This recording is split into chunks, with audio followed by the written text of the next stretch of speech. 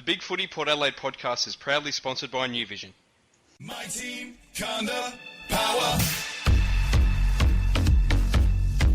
I love the power. I love the power. All right, welcome everybody to the Big Footy podcast once again. Macca's having a bit of a rest, and I can understand why. He's worked his guts out this year. So I'm Rick Neuenhoven, taking over for Macca for tonight. And with me, we have fellow host Macca. Portia, how are you going?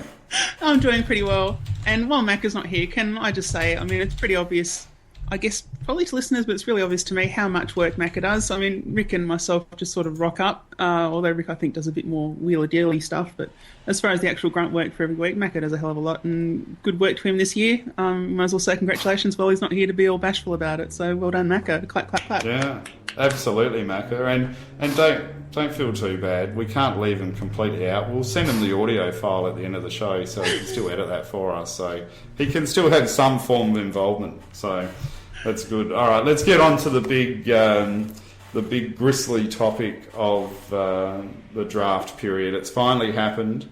The big fish, the Dicko, is in our midst. Yep. No, I think that without parallel, and I would actually include the year that we entered the AFL, this has been our biggest AFL trading period in Port Adelaide history.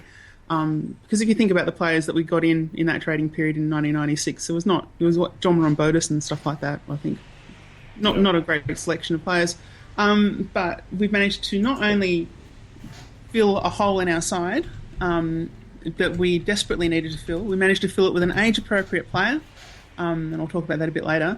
But also we managed to net the rarest player type in AFL to get in the trade period, which is the monster genuine key forward, so not like a ruckman that can kick a few goals like a Stephen Alessio or something like that, like a real proper key position forward that isn't from South Australia, has no real loyalty to Port Adelaide as a club, a bit of loyalty to Ken Hinkley clearly, and we've managed to get him over here at a fairly modest price, I think, really at the end of the day. A first round pick in a few seconds is not really a huge loss, I wouldn't have thought, so look, I think that we should be really happy with that. And Toumpas is just icing on the cake, really. It's an absolute blockbuster. If one of those had happened, Portia. Pretty happy. Sorry. Oh, what's the news? Tim, are you there? Hello. Hi, Timothy. How are you? I'm IT knackered. I was just remember how to do it. I was just saying to Portia, we just started talking about Dicko, but I said, I'm a bit worried. I sent Tim a politically incorrect joke because I wanted to go in the theme of comedy, and I was worried that maybe I offended you, Tim. Oh yeah, you definitely offend me. Yeah. I thought I'd just get the humour going. Oh, but I was that flat out today. I did end up going, oh man, I've got to get back to bloody Rick, and then I read your joke. I said, no, I shouldn't get back to that. That's disgraceful. So how are you anyway, mate? Oh, very good, very good. Yes, no, all good, mate. And yes, big news, of course, which I'm sure we'll talk about, but exciting news for the footy club. Yeah. Well, I'll introduce you to Portia. She's been filling in for me a bit this year. She's also a big footy regular, and a big fan of Port Adelaide. She's been following it for a long time. So, Portia, meet Tim. Hello, Tim. How are you? I'm well, Portia. You're sounding clear as, mate.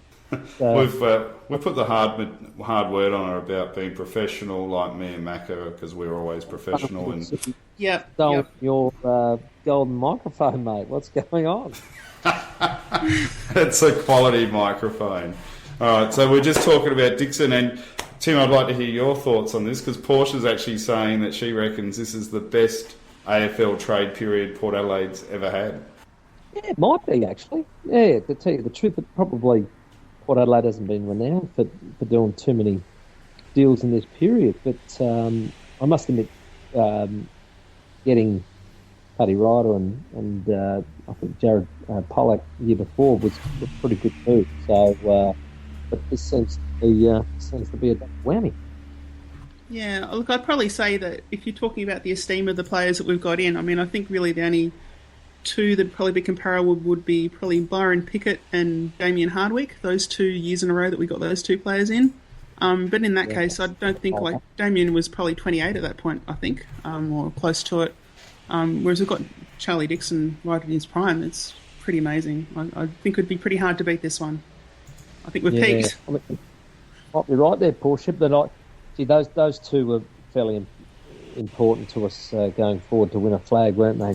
Choppy and Dame. I just thought it just gave the extra factor where the players just want to know where those particular 2 are, and that awareness of where are those 2, because we didn't have a lot of that in our team. We had certainly a lot of very, very good players, but not ones with that sort of intimidation factor. And certainly Damien got in there amongst them in their face, and Choppy was like the little silent but deadly on the outside.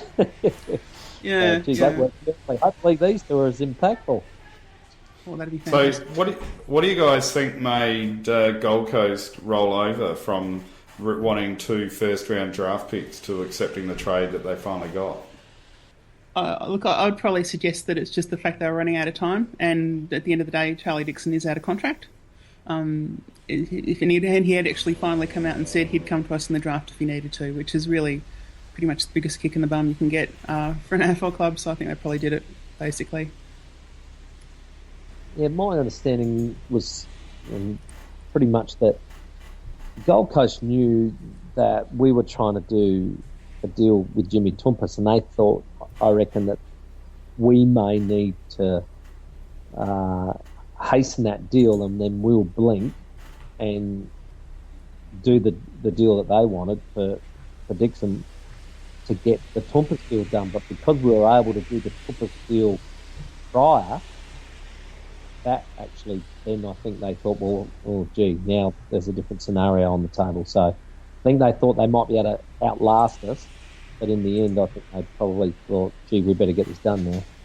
Do you think, I had a bit of a rant last week about it, thinking that we should go for Toumpas early if he wanted to come in and not delay our second round pick, trying to delay for Dicko and get Toumpas in. So maybe us trading our second round pick to get Toump in maybe showed Gold Coast, well, we're not going to wait around forever.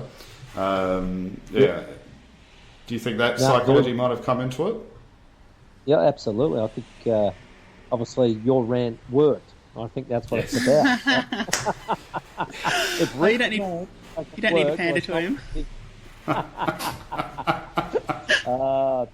no, you're spot on, mate. I think that's all a part of negotiating. And what I have liked probably about this particular trade period for all clubs is that most of the deals I've seen done are pretty much win-win. And I think that's what negotiating is about.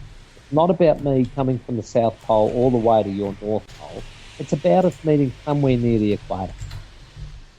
Yeah, look, I think with the exception of the Dangerfield deal, which the Crows did okay, but they'd still be feeling pretty sore about. They didn't have a lot of leverage, and I think that probably clubs are just a lot more sensible these days than they were when Nick Stevens wanted to change clubs.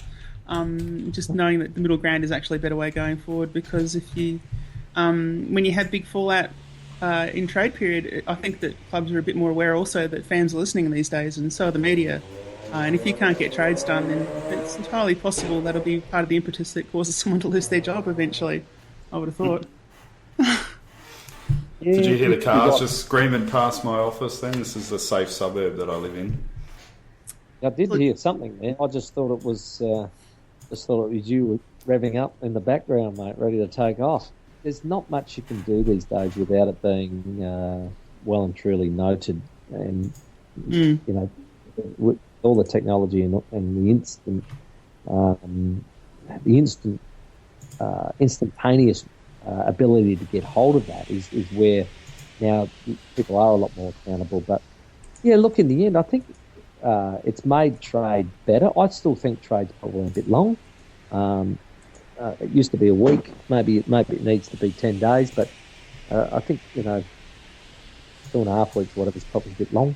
So yeah, shorten it up a bit, but it certainly has made clubs very active in it. and I think that makes it far more interesting. I think this year there's been some terrific results for all, I reckon. Yeah, I mean, on the Toumpas deal, I think that everyone probably walked away with that was something that they wanted, because there was a few players thrown around there. I know that reading the Melbourne board on Big Footy, you can see they're pretty happy with Ben Kennedy, so that's pretty good. Yeah, I think everyone got a bit of what they wanted, so that's an unusual trade period, because normally there's one really nasty trade, and I don't think we've had that this year, so that's good. Although the Jake Carlisle one could end up that way. It's hard to say. Yeah, just see how that goes. That's the one. You see what happens in the wash. You see whether it was a good one or a bad one. But if a player like that does want out, it's very hard to keep them, and especially when you know they're not going to be happy or all the rest of it. But he's probably, for me now, he's got to perform. And as a player, he's been that horrible word potential on him for a long time. I think he's got to perform now for the Saints. So what do you guys think about the signing of Dixon and Toumpas? Do you think he's going to have to force his way into the side? And what do you expect Dixon's going to do to our team? Is he going to make much change? Are we going to play a little bit more direct than what we did this year? How do you see that playing out? Well, I'd say that the first thing I'd want to say is that if you look at our list now that we've added Dixon, there's no obvious flaws in it anymore, which to me I think that given the way we've traded away a bunch of draft picks the last few years and brought in senior players that are ready to go, I think that the club's really, it's put the moz on itself. It's basically said that we are priming for a premiership now, so I think that you're going to see fans over this off-season get a bit more like, yeah, we're going to win the premiership this year or next year. So I think that's interesting, and it'll be a huge change in expectation for Charlie Dixon coming in, I'd suggest, coming from Gold Coast, and I think it'll be a bit of a change in the side. I think it'd have to change how the team plays as well, having two genuine key forwards in Schultz and Dixon now, and maybe Butcher if Schultz is injured or isn't playing well or whatever else, potentially filling in. I think that we probably have to change how we'd set up a bit and maybe be a bit less reliant on overloading the defence, I would have thought. What do you think, Tim? Yeah, it's depth again, isn't it? It's pressure for spots. I think Kane Corns was reported as saying that can't play them all. So what is it to make everybody on edge? And I don't think that's a bad thing at all.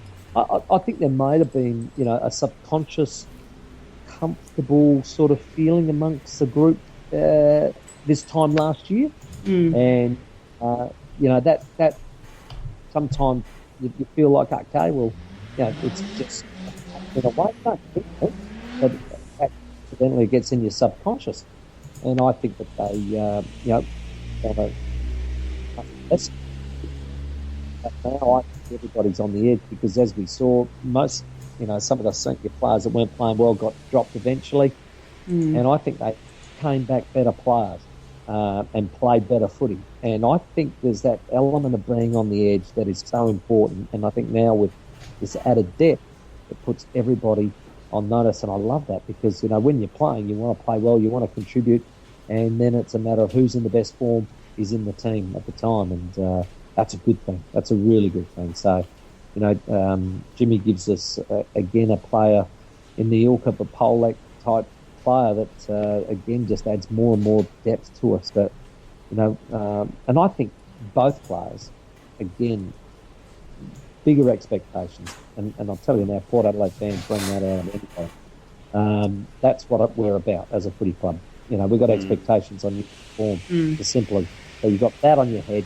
You've got a coaching structure that demands that, a club that demands that.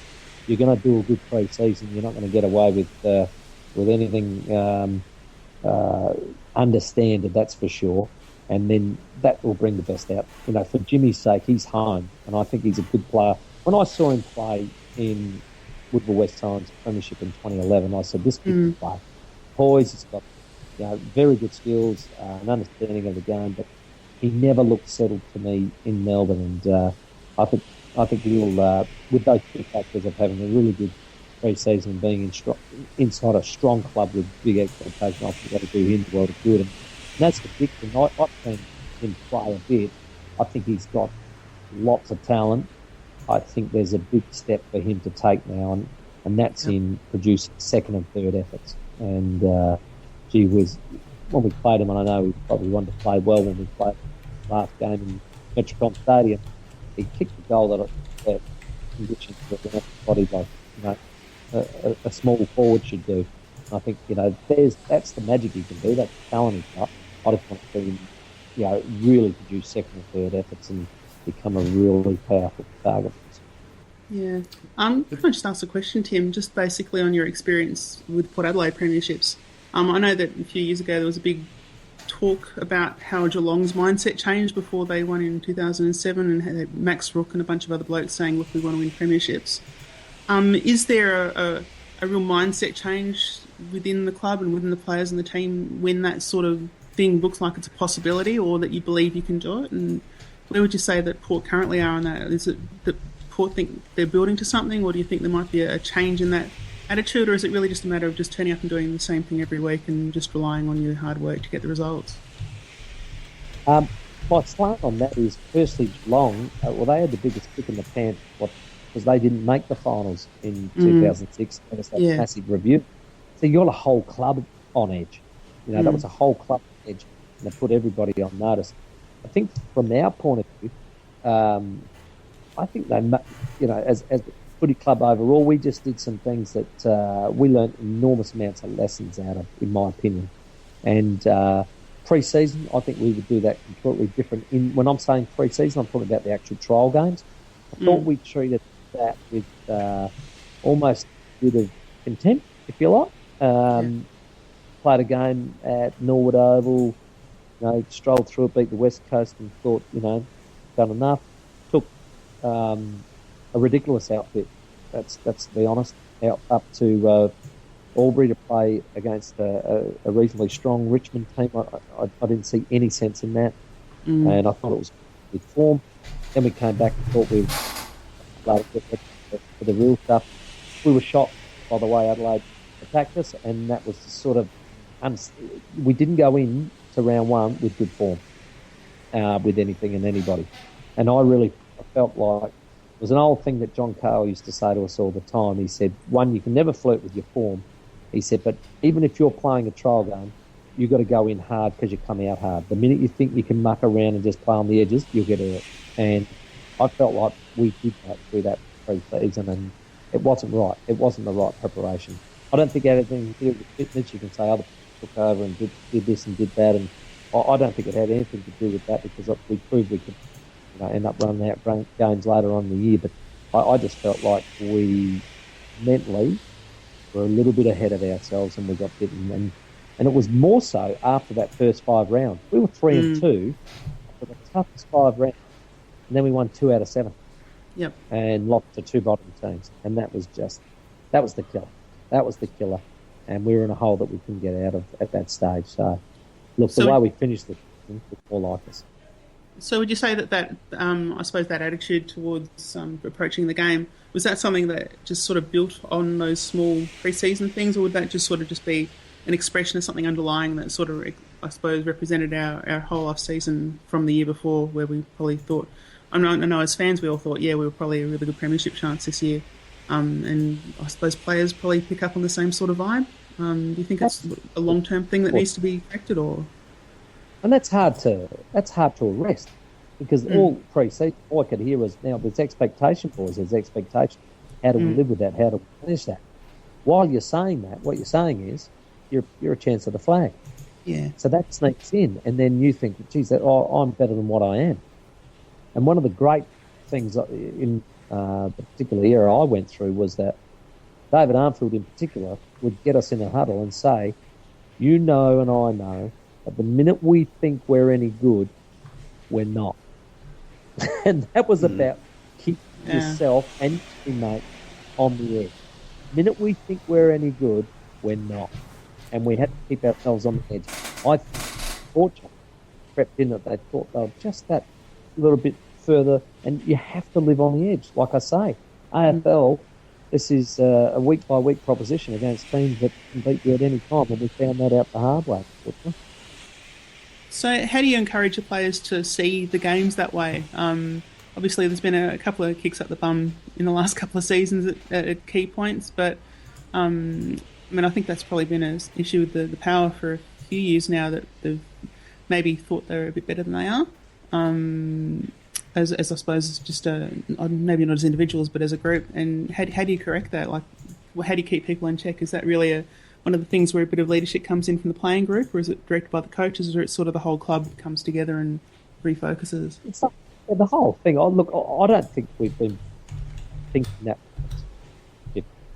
I think in 13 we were red hot goers underneath the new regime, wanted to do well and produce a season that was beyond everybody's expectation. In 14, we thought, well, this mob are going to have a dip. Not only did they, but they just got better and ended up, really impressing the pants off of everybody. And, the preliminary final to, the eventual premier. But so that, I reckon that was the moment. Once we'd finished that preliminary final, when everybody was down on their haunches, all the rest of it, I still think that everybody walked away thinking, okay, post this, we're going to work hard and we'll just go that one step further. Gee, it's just not that easy. It's just not that easy. And you're getting teams now that can pop up a la the West Coast from ninth and jump into a grand final. That's how even that competition is now. And that middle, they say, they're capable of finishing anywhere between 6 and, 14. Well, now, between 6 and 14 the year before can jump up into a grand final. So that's how close it is. And even going into 2016, if we think, okay, we've just had a bit of a correction, we're going to go again, we have to live on the edge. We have to live on the edge every single minute, and that will be the thing that drives us to getting. And you don't even worry about the GF as such.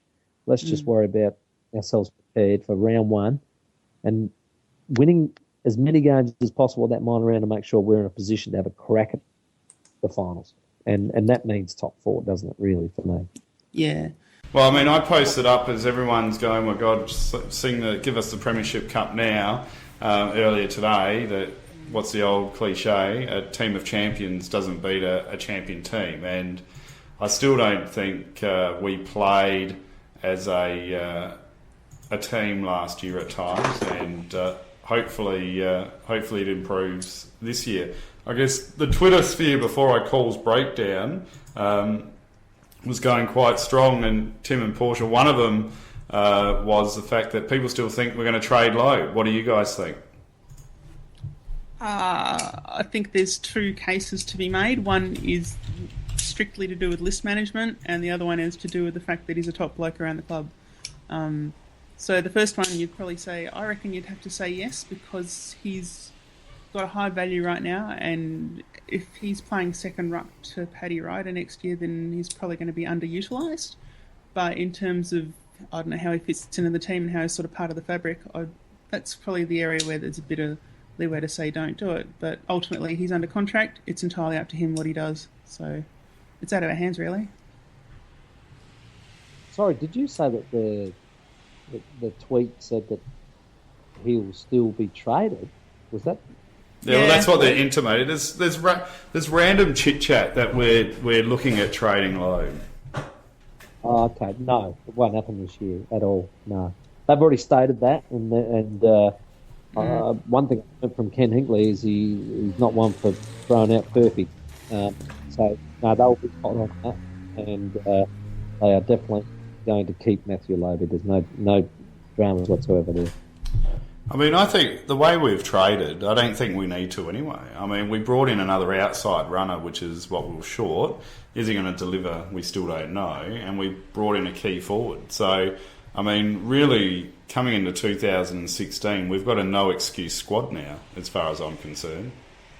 Yeah, we were just talking about it before it crashed there, Rick, but Portia and I were actually discussing the fact that I said, you bring in Dixon and Toumpas, but it's not two names that wins you a premiership. It's no two given people that will make it happen. And I said, 2004 is a great example where we lost Primus and Franco, two of our best players.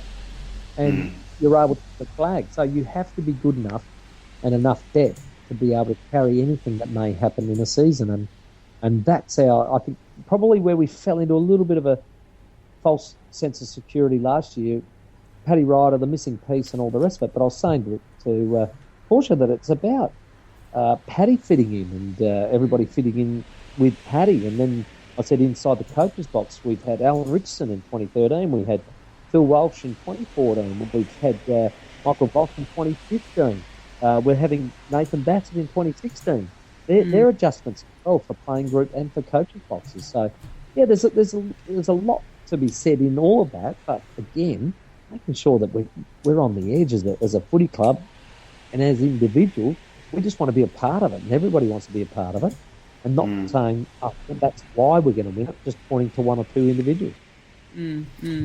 So I want to move on because I don't want to bog us down for too long, and I know, Tim, you've got a lot of commitments already as well. The other one I thought I'd just bring out, seeing this is your area of expertise at the club, Tim, memberships were released this week, is that correct? Memberships were released, yeah. Not my portfolio, but thank you very much. I'm pleased to take the credit for the 50 and 60,000 last couple of years. But no, yeah, Matthew Gibson, he looked after all that. He's done a terrific job. But yeah, they started that off, and I love how they've wiped the board off, because we have a board internally at the office there, and they had the 60,000 odd up there, and they pulled that off, and we're up to 437.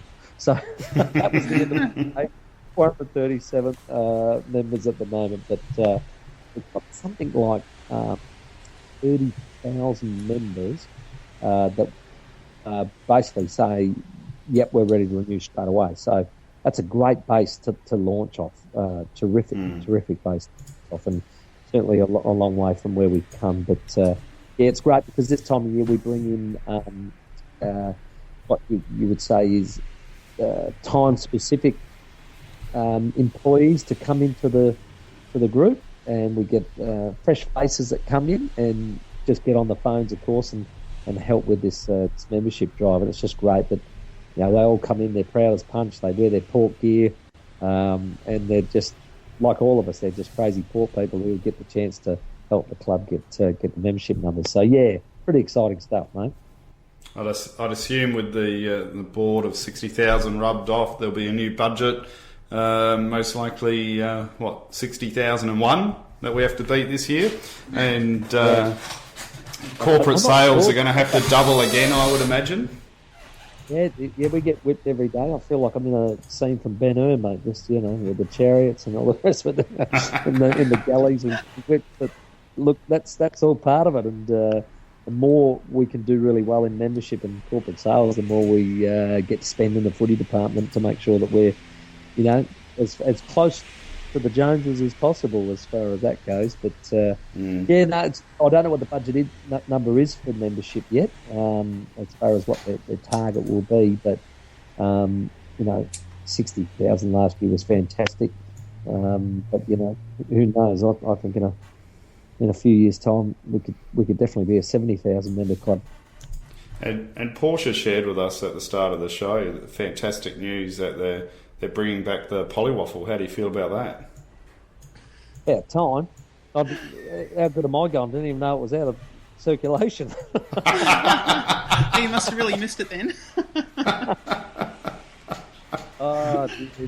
It's an age thing, Portia. I said I was talking to some young fellas at work the other day saying, look, I said I cruised through my 30s. I said, I finished playing at 31 and cruised through my 30s and thought, basically at playing weight, 38 years of age, all the rest of it, and thinking how good's this, and then you hit 40 and then all of a sudden, what's going on? And then, gee, I'm nearly 50, I'm thinking, what's the next decade going to do to me? So polywaffles are not a part of that, let me tell you. More than like. So I wanted to raise with you as well, and I know a good mate of yours, George Fiarchi, is aghast by this, that you're actually doing a comedy show at the Fringe. Oh, hey, nobody labelled it comedy. I tell you, don't put labels on it like that, mate. Tell you right now. So, yes, George, well, what George is worried about is that a fair bit of the content might be about him. That's what he's concerned about. I think that's why we had to put the strong sexual references on there. Not the label. Because I said, well, there are stories about George in there, so I had to put that up there as a warning. But look, it'll be a lot of fun, mate. It's not one of those shows where you get somebody up there and they say, hey, what's the deal with airplane food? You know, it's not that sort of a show. And it's certainly not, what would you say, a avant-garde show either, because I don't even know what that means. But from my opinion, I'm just going to get up there and talk about things that we've all done in our lives. And that's childhood. We've been to high school. We've had relationships. Some of us have been parents.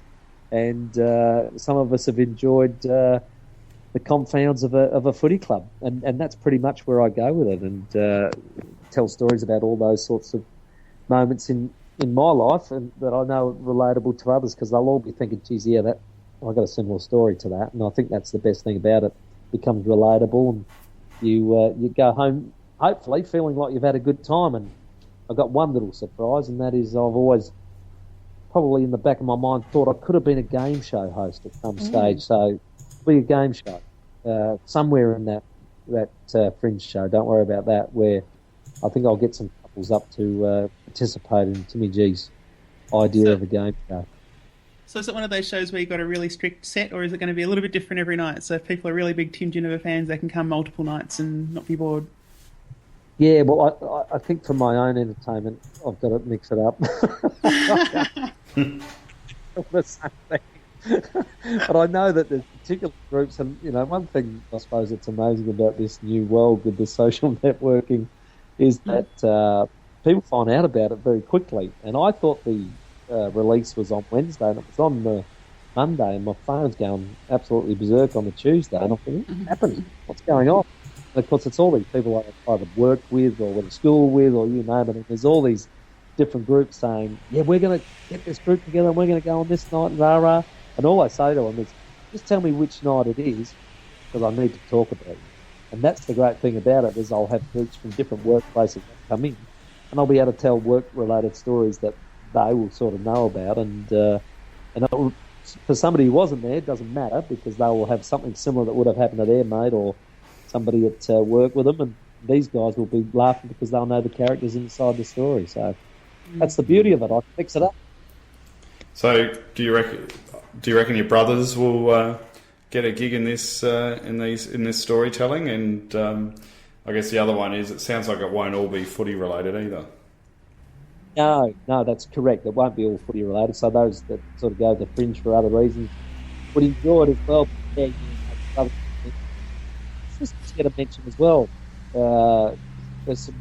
I see younger than me, and they tell their version of the story, but I tell my version of the story. And the good thing is, even when they come on the night they come, I'll be telling them, listen, girls, I've got the microphone, you don't. So don't disagree with my version of the story. Because to me, I was a big brother. To them, I was a shithead. So I did some terrible things to them, and I love to explain that on the stage. At one of my sister's 40th, so I got to tell a few of the stories. People loved it because they obviously knew Linda in particular, but me and my mate, we were about 4 years older, and we were just forever, just you tease them, but we were forever trying to trick them into believing things, and they were so gullible it wasn't funny. So it was just great fun, and always leading them down a garden path. Well, I hope for this plug that Portia, myself, and Craig get like VIP seats or something at one of your shows, Tim. A guy called Costa, who you know very well, that I work with now. The only reason I do this show is he's the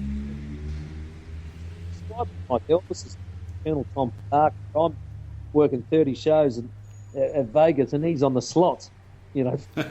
Gambling on money. I have to keep doing more shows to feed his habit. He's like taking a big percentage cut, is he, as your manager? Oh, but if you can get a premium seat out of him, mate, you've done well. I'll give you I'll give you the extra money if you get one out of him, mate. He's a hard unit, as you know. Yeah. So I've got the feeling it's going to be like a Billy Connolly sort of storytelling sort of vibe, but obviously a lot more upmarket than what that guy can do. Oh, geez, Billy, yeah, no, he's average. He can only do 2.5 hours. I'm only allowed to do an hour. And that's one of the great things. They actually sent me a letter and said they'll fine me for every minute I'm over. Making it lost for these shows. That's hard. How fast can you talk? I know, but that's the danger. Is I can definitely talk very fast, Portia, but I'm going to try and put it into some sort of perspective, but cannot run a minute over, otherwise I'm in big stripe. So I couldn't believe it. It's a fine for every minute you're over, and I thought, gee, you could definitely be in the red by the end of this show. Also, I reckon your show's going to do wonders, Tim. You've got a big following of Port supporters and even neutral supporters and those across the road. So I reckon you'll sell out and do wonders. So I'm looking forward to it. I'll try and make my way there and cheer you on. And I'm sure there's going to be plenty of old teammates sitting in the seats watching you perform. Hey, Rick, the great thing about it, nearly every single group I spoke about that have said, yeah, we're going to come, we're going to bring these people and we're going to heckle you. And I think to myself, all these people are going to come and they're all going to give me, a bit of crap on the stage. And I'm thinking to myself, again, the problem is I got the microphone, you don't. So I can absolutely, a couple of people hear your comments, the whole room hears my comments. So I said, I'll be able to rip you apart before you can blink. And the good thing is, if I know them, I've got dirt on them. So that's it already. I know how to get them. That's not a problem. That will have some fun anyway, mate. Now, I'll give you the option, Tim. Macca has forced Portia and myself that we do have to have 15 minutes of footy talk tonight on players. So he's given us 6 players that he wants us to quickly review called The Hope. Did you want to do this player review quickly with us, or did you want to depart now? Yeah, you're right. So, all right. So these are our Hope players. The first player that we're reviewing for 2015 in the Hope category, and what will we get in 2016 is the Butch. Signed a 1-year contract. Our 24-year-old key forward in 5 AFL games for 9 disposals a game, 2 contested marks, 4.4 marks a game, kicked 3 goals, 4 goals assist, and in his 15 SA NFL games he kicked 14 goals, average of 10 disposals and 3 marks. I really thought I saw progress with him in the last 4 games of the year, and I think that's what won him another contract. What do you guys reckon? I'll let him go first. I think 6 weeks before that, I think everybody had come to the fact that Butch wouldn't be at Port Adelaide in 2016. I think he himself was thinking that way himself. The beauty of this game is you get an opportunity, and he got one, and he took it, and I think what he did with it was impressive enough for the coaching group to go, you know what, if he's going to show that sort of endeavour again, he's going to stay on the list. And I thought it was terrific the way they did it, and I think he's very pleased about it, because I know when he finished that first game that he played at Adelaide Oval in the change rooms, he said to my good friend Paul Rosonico, he said, even if I don't play another game here, he said, I just love it so much. And it was a really nice, heartfelt statement that he just loved being at the footy club. And I think we love him. Every time he gets that footy, that crowd is willing him to do well. And I think that's a really important point to remember, that they do want him to do well. And I think in those last 5 games he was able to show enough for him to get that 1-year contract. And I think it was, mutually sort of held by everybody. But, if you really want to be cold and hard on it, it's an insurance contract. And that is with all the key forwards.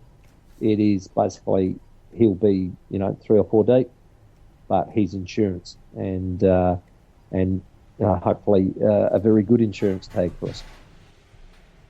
Yeah, I think that I guess before the trade period, John might have thought that next year's his opportunity to shine, but now he's got a lot to work through with both Schultz and Dixon at the club, which I suppose before only a few weeks ago it looked like we'd lose one of them at least, and might have had neither. I guess that does change his perception probably for next year around to being insurance and having to be in form at the right time. Do you think that might change how he approaches his preparation for the season, or do you think he'll just try and keep plugging away and doing the small things he can, and I suppose working on his goal kicking, which is obviously the biggest flaw in his game? Yeah, I think he's going to be a bit more relieved. I think he'll be less tight than he was this time last year. I think he can enter into it with a really good feeling about it, and just knowing that it's almost like he's missed a stay of execution. And I think he feels like he's a free man now, and I think he'll be a lot better for it overall. So, yeah, no, I think he can approach it feeling a lot better about himself. Yeah, I know there's this Japanese story. I couldn't tell you the name of it or who wrote it or anything like that. I think it's just a story about a samurai who was a very good fighter, and he went around fighting all these other samurai, and he said, you know what, let's fight this condemned man. So he was going to be killed, this prisoner. He said he can fight for his freedom. And that was the toughest fight he ever fought, because all the other samurai he fought hadn't really had to struggle to get where they were, and the fighting, yeah, they were just fighting, but they didn't really understand the consequences, whereas the person that was condemned to die, he was fighting for everything, and so he was the most vicious opponent that samurai had ever faced. And I guess it's probably something like that with Butcher, hopefully next year, is that we've seen him in the past. I think he seems to be someone, just superficially, he seems to be someone that has a fairly lackadaisical attitude towards the football, in that he obviously gets tense about it, but maybe he hasn't had quite the focus. And I guess there's a possibility that this off-season will really focus him in that, and hopefully he'll get the message that it is his last chance, and he'll, I suppose, approach the football a bit differently in that respect. But yeah, it's certainly going to have to be consistent all year to really get a shot in the top AFL side, you'd have to say, behind Schultz and Dixon at this point. I actually think Butcher becomes a really important player for us in 2016, because I actually think that Butcher, if he's in form, is going to allow us to have some greater flexibility with our man management between Schultz and Dixon, because obviously Dixon's coming to us with a bit of an ankle history and sustainability of a full season issue, and Schultz is getting older and really struggled at the end of this year after a long season. So if Butcher's on fire and can maintain some presence and push, well, that's going to allow us to potentially not be affected by resting Dixon maybe, or Schultz in a long flight path, and if I can spit it out, and actually that will be for our benefit and strength. So he becomes really important for us in 2016. Beautiful. So who's next on your list, mate? Yeah, I know, get cracking. Cleary, 21-year-old defender, third season on the list, played 8 games, 9 touches, 4 marks, nearly 2 tackles, 2 rebounds, 4.25 spoils a game, and in 13 SANFL games, 14 touches and 6 marks. I think 2016 is going to be a big crunch year for him. He probably he did it right, probably just didn't do enough, but he's sort of getting there. But now he's hitting into the age bracket of you need to perform. I'd say he's not quite at that point yet. I think he's been developing quite well, and the reality is I don't think that the requirement is there for him to perform at this point, because he's still behind Bobby Carlisle and Jack Homsch and Jackson Trengove. If we were, I suppose, had less depth in these positions, there would be a high demand on him to perform. But I think that if he does okay and plays a few games, I think he'll still be around the year afterwards. I think that we forget that when he came to the Power, like Darryl Wakeland spent a bit of time in the twos, and so did Matthew Bishop, even though they were probably ready to play AFL level football at that point, and just because the competition for spots was pretty high. And I think that we just got that same situation in defence again, like we did in 2001 to 2004, just with those key defenders.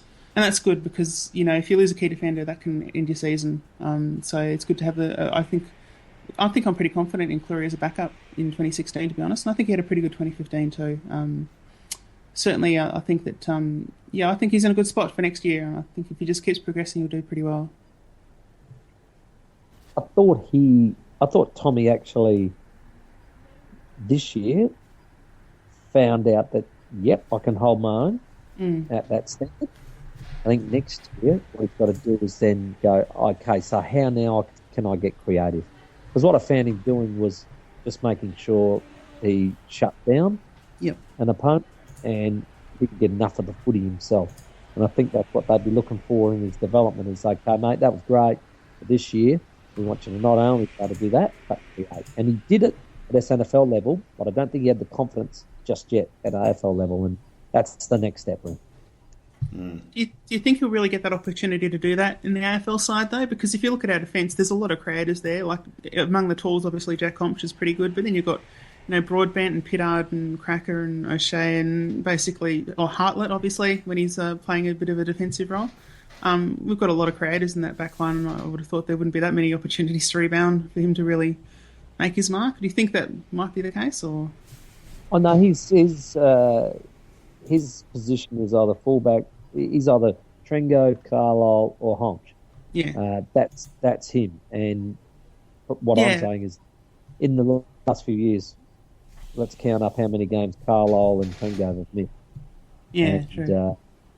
It's been a disappointment that those two have not had stable seasons, have they?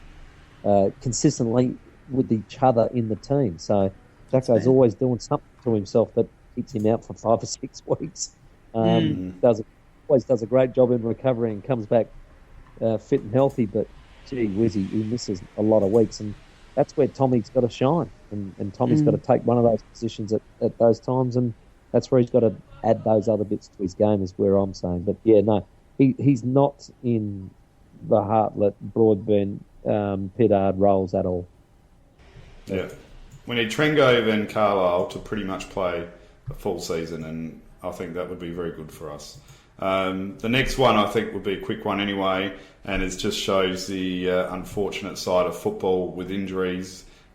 Big Redden, 24-year-old ruckman, being delisted one AFL game, which was probably a bit of a surprise that he got called up for that game. And 9 touches, 1 mark, 6 hit-outs against Sydney, and 20 SANFL games with 10 touches, 2 marks, 27 hit-outs per game, and kicked 10 goals. So I was a big fan of the Big Red, and I thought he was going to make it as an AFL ruckman before he did his knee, and footy's a cruel thing, but hopefully with a bit of time he might be able to fight his way back. I've got to say, I kind of wouldn't be surprised if we decided to rookie him, because I think he's still got potential to come back. I mean, it can take time to come back from the injuries he's had. What do you think, Tim?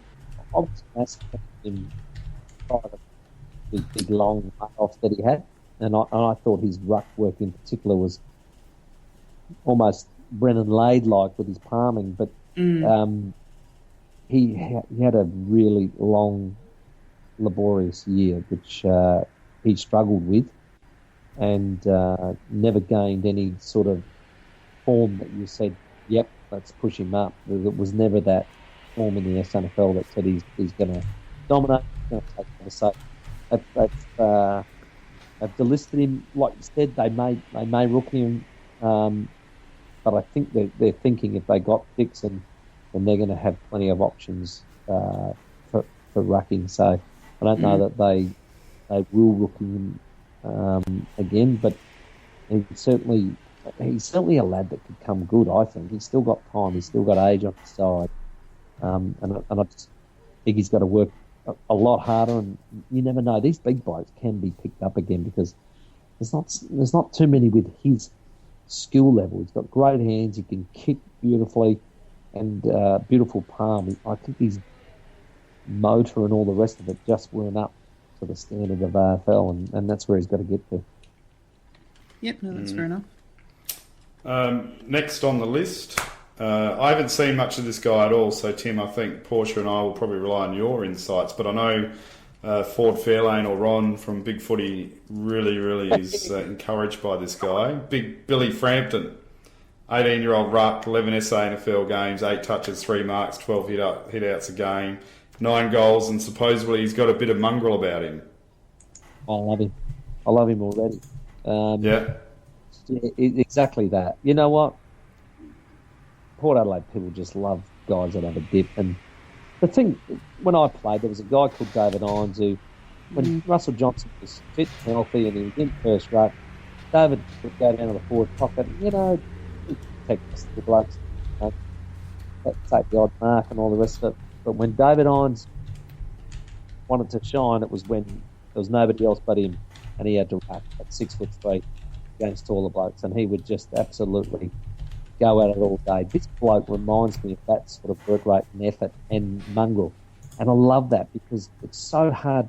You can't get a champion data person to measure that. It just doesn't happen, and he's got it. And several times I know that Buddha grabbed him and said, get in that middle, kid, and give us the lift that we need. And got a great vertical leap. He'll go do second, third efforts. And, you know, when you watch that sort of a play, you just love him. You go, that's the sort of bloke I want in my team. Austin, 20-year-old key defender. I really like the looks of this guy. I reckon he's got great body shape, looks the goods, 10 SA NFL games, 14 touches, 5 marks. And I actually thought he might be one of these players that you could maybe potentially swing forward as well. But he just seems to be a really, really good mover.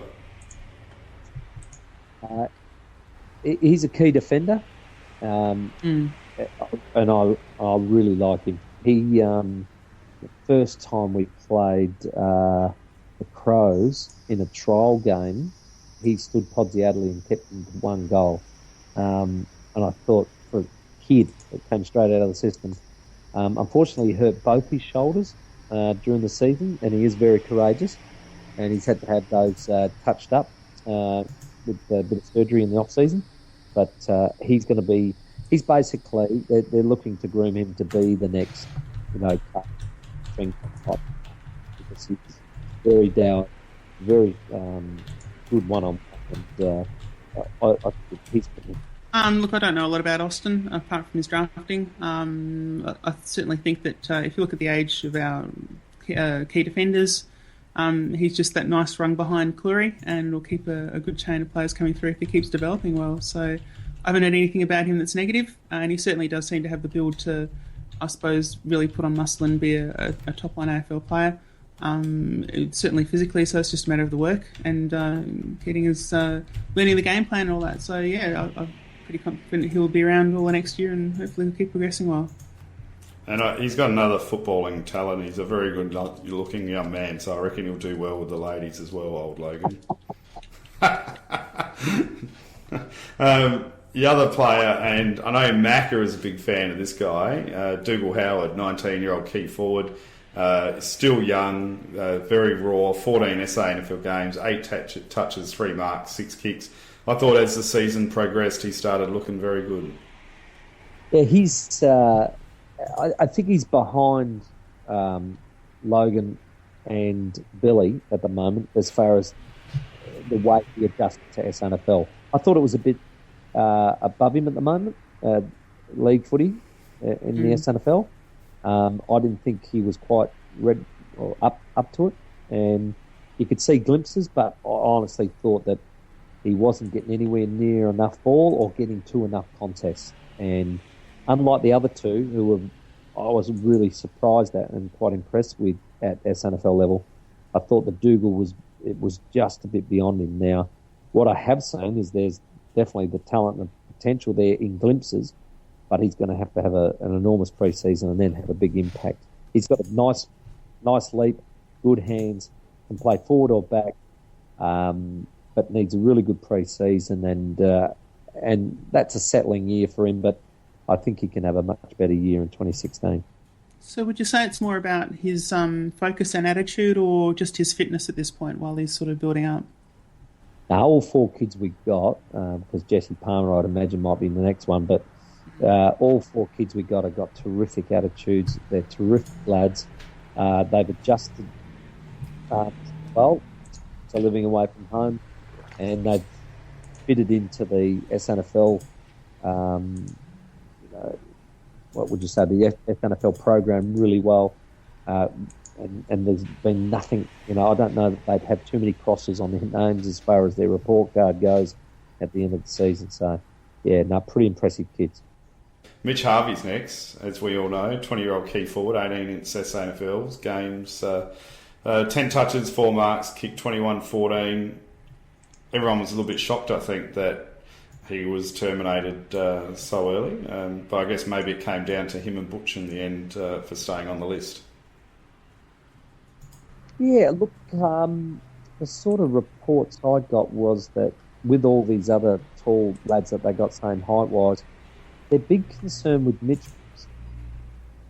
I think the word was that he might have been a really good forward in the 80s.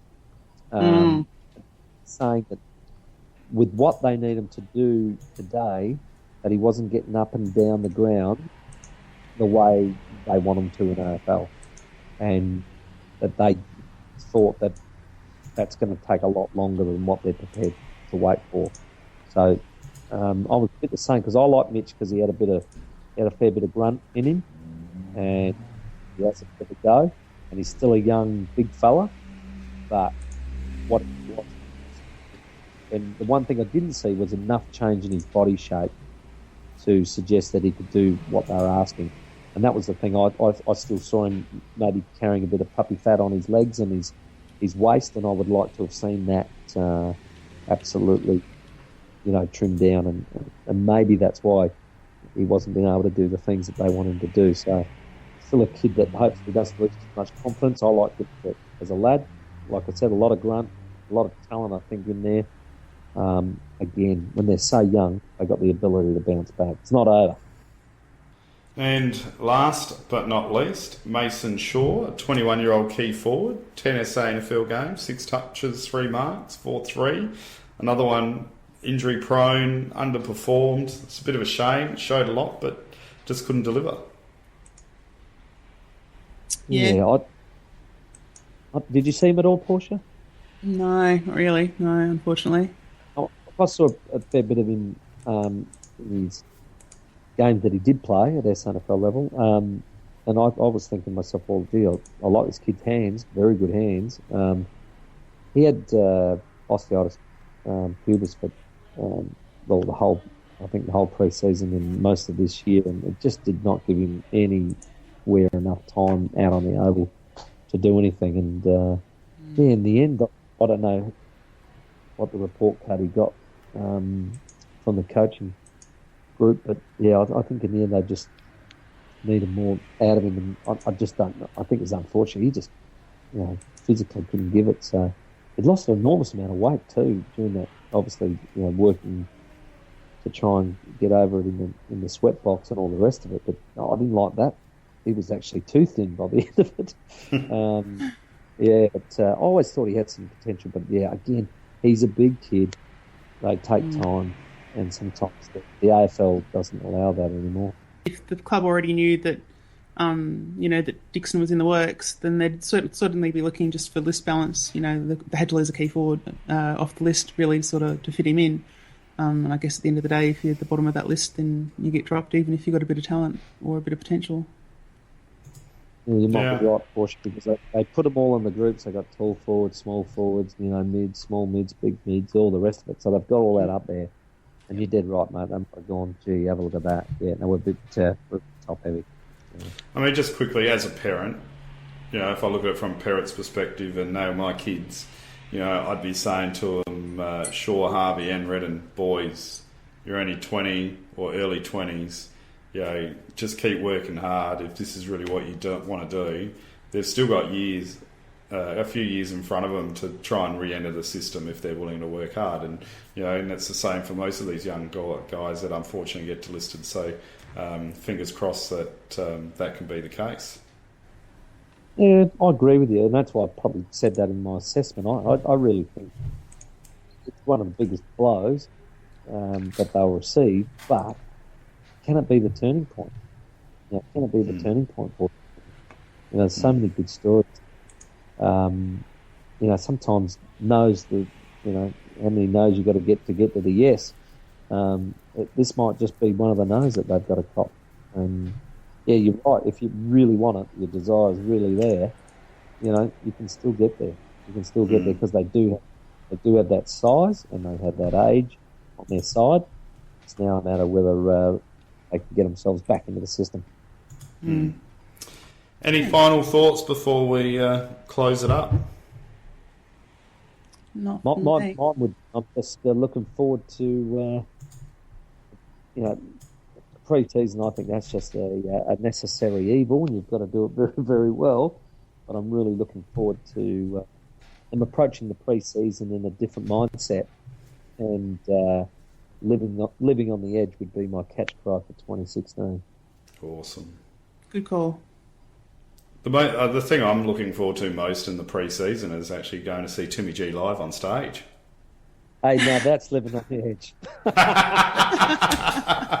So, Tim, look, once again, thanks for your support during the season. Thanks for coming on. Everyone loves listening to you, so and we appreciate you joining us, and it's great that you can make the effort. And you guys in the corporate sales did a fantastic job in your role for the club. The membership department did a great role in breaking our record and also surpassing our cross-town rivals. But for me, it's more than beating our cross-town rivals. I want to be number one in the AFL. Yep. That's the spirit, my friend, and that's the thing that gets us going, doesn't it? Eh? Absolutely. So, yeah, Beautiful. Thanks, guys. competition's Appreciate it, good. Portia. That was fantastic, mate. Well done. Really good chat. That was Thanks, fun. Tim. Thank you. Cheers, guys. Thank you. Cheers. Portia, what did you think? Bit of a disaster, but we survived without Craig. I think we're doing all right. I think that we'll definitely hear about it during the week. I think that I'm sure that when Macca receives the audio file, he'll be swearing at us a fair bit. But that's. I'm going to say it's all your fault because it probably is. Yeah, probably. I'll take the blame. You need to get one of those those $20 headphone microphone things you can get at Officeworks. They're really good. They're really good. I tell you what, I'm doomed by the quality of microphone, aren't I? Oh yeah. Yeah. Yeah? So did you think of a philosophical topic for to take us out tonight? Not really. No? No. The only philosophical thought I've had lately is just the one that we sort of discussed earlier, about how do you get your attitude right? Because, I mean, as fans, and also I suppose really what the difference is in terms of the interaction with fans and players now compared to what it was 20 years ago, because... I mean, I don't know about most people out there. I guess we're all in the same boat in that we think we're going to win the premiership next year, right? Like, there's no reason for us not to. And in the past, the players that only interact with a few of the fans that go back to the club rooms, pretty much. But now there's Twitter. Everyone's on Twitter. Every time a player has a nice steak, they get 10 tweets to them saying, "Oh, it looks like a bloody good steak. How about the weekend?" All that sort of stuff. And I just kind of wonder how hard it is to avoid fan expectations now compared to in the past, and whether that's, I don't know, as fans, whether that's something that we need to try and keep a lid on to some extent as well. I don't know. Do we have a responsibility?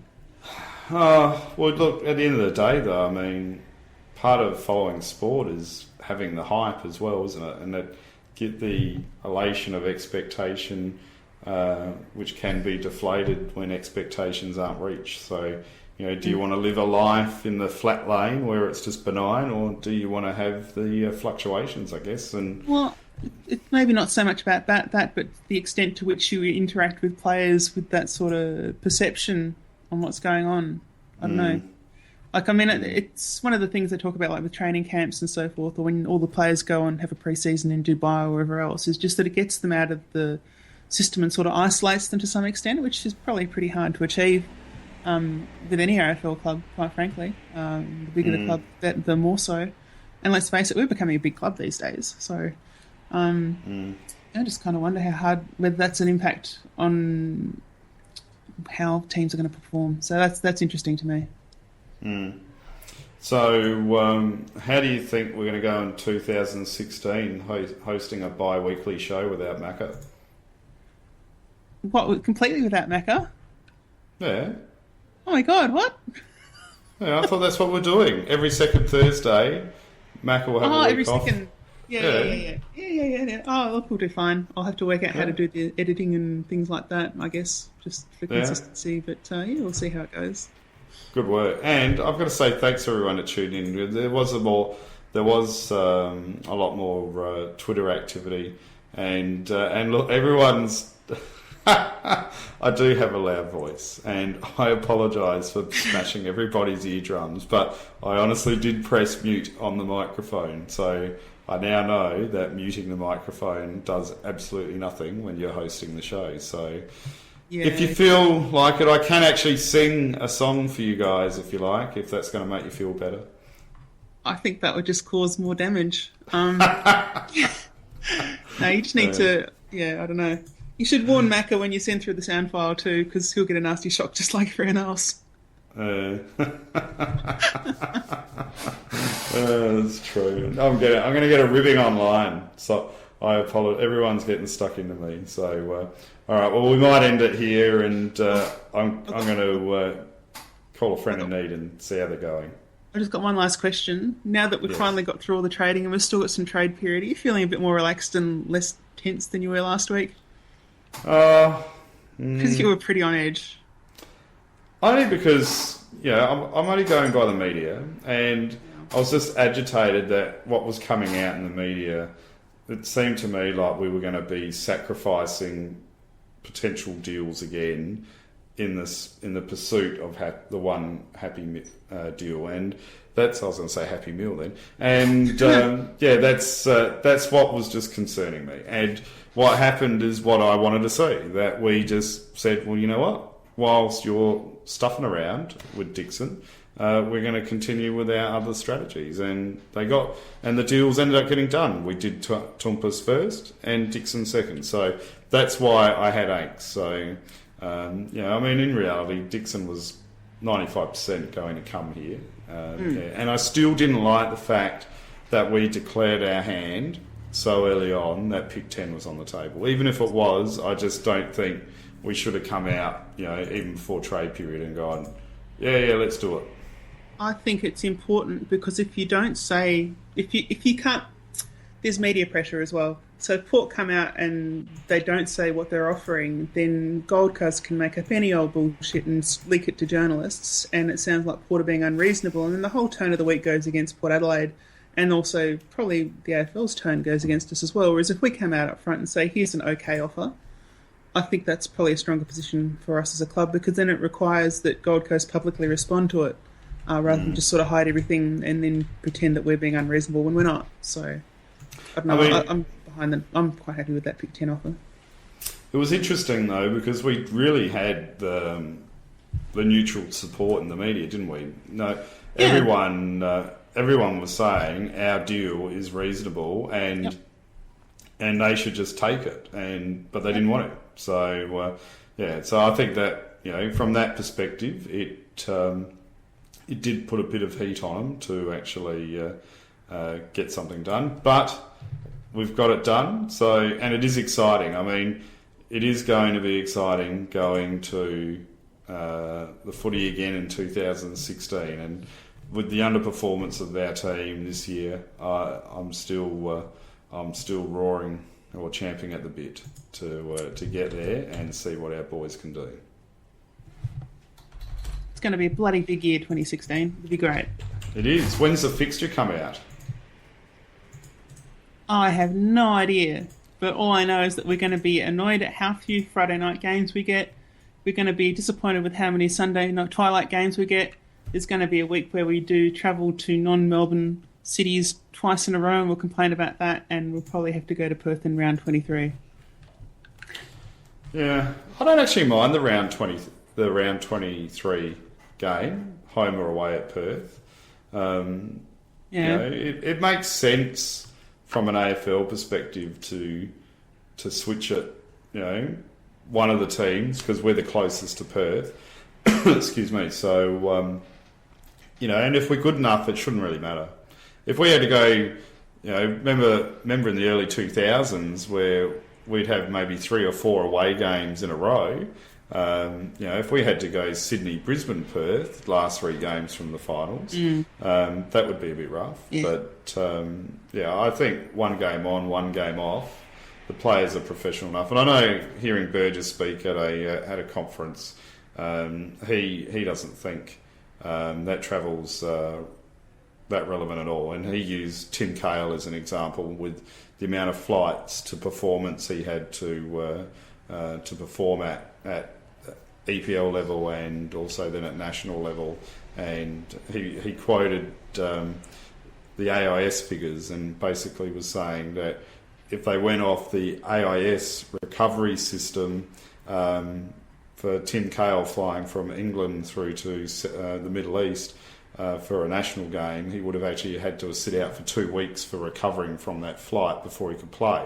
And he's flying for a long period of time and then playing the next day and then flying out and playing again and performing at the highest level. So awesome. Portia, once again, thank you, and thank you everyone for putting up with my inadequacies tonight. So we'll be back next week for the last show. It will be awesome, and love yous all. Who delivers beautiful on the chest of Thurston. Pick it with the